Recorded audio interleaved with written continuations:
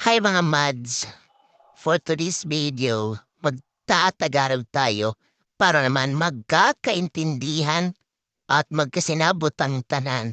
Ano raw? You can do it! Yes, of course, I can do it.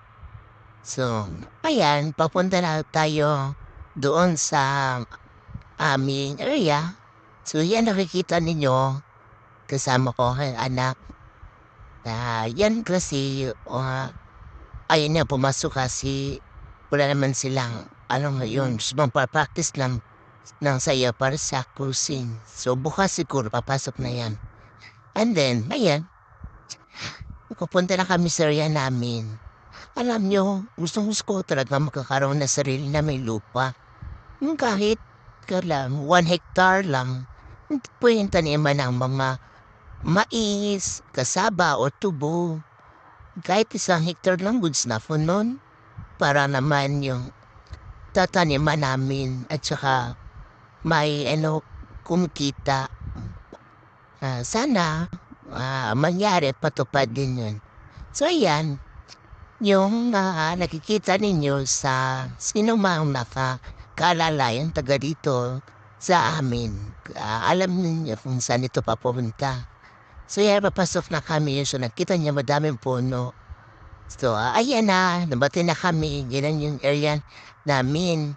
Yung bahay na yan na luma, yan ang dati nagmamayari ng lupa. Ni, ano to, yung nabili namin is nasa mga 3/4 hectare na yata to. Basta, ano to, hindi yata to, umabot ng 1 hectare.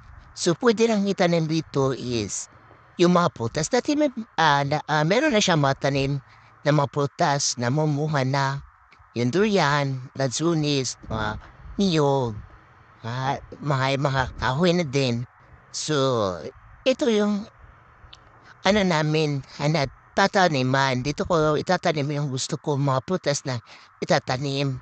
So, yung iba naman itong puno na durian na hindi na malaki na, saka Bisaya yung tawag dito sa amin. Yung bang seeds lang itatanim. Matagal kasi tumamunga pag seeds lang. Iba sa pag-grafting. Pag-grafting na sa mga 3 to 4 years, pwede ka nang mamumunga na. So ayan, gusto kong papotol yung mamalalaking puno ng durian, saka papalitan ng ng mga puno na variety na mga putas at grafting. So, hindi ko alam kung kung kailan 'to puwede maputol. Basta kung sinong puwede makabili nito na mga puno, malalaki na ito, ibebenta ko para naman pagkakitaan. And then ayan na, dati yung gusto ko talaga na makabili ng lupa para pagtataniman ng mga prutas kasi yung naalala ko yung kabataan ko, yung bata pa ako wala kasi kaming lupa. Ewan ko ba kung bakit yung tatay ko or papa ng mama ko hindi man lang tawag nun, di pa ng ano, ng lupa. Siguro late na siya dumating. Ewan ko ba, di ko alam. Siguro naman naiintindihan ko naman sila.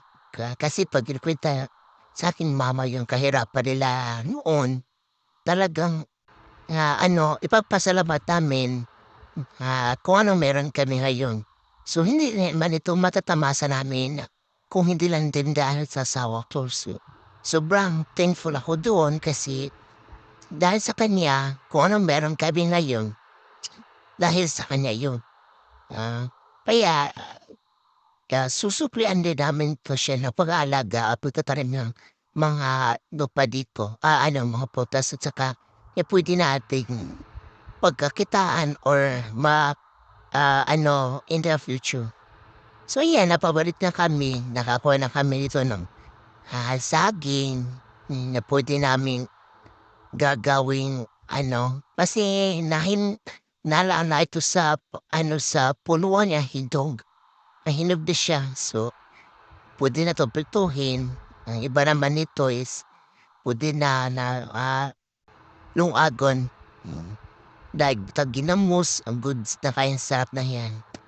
So ayan, ito lang naman yung kuwento namin ngayong araw, ngayong umaga. Sobrang init at saka napakahingal nito ano ba ang tawag ito, tawag sa Tagalog sa makilid, basta makilid. Well, masyado siya matarik, ayan, matarik siya. So ayan, pabalik na kami doon sa ibabaw. Buti na lang talaga nakapagdala ng tubig yung anak ko. Sana darating yung panahon na ano pa namin 'to, mabutan pa namin 'to at para naman talaga 'to sa aking mga anak, sa paglaki nila. Yun lang po at maraming salamat. Ingat po kayo. Bye.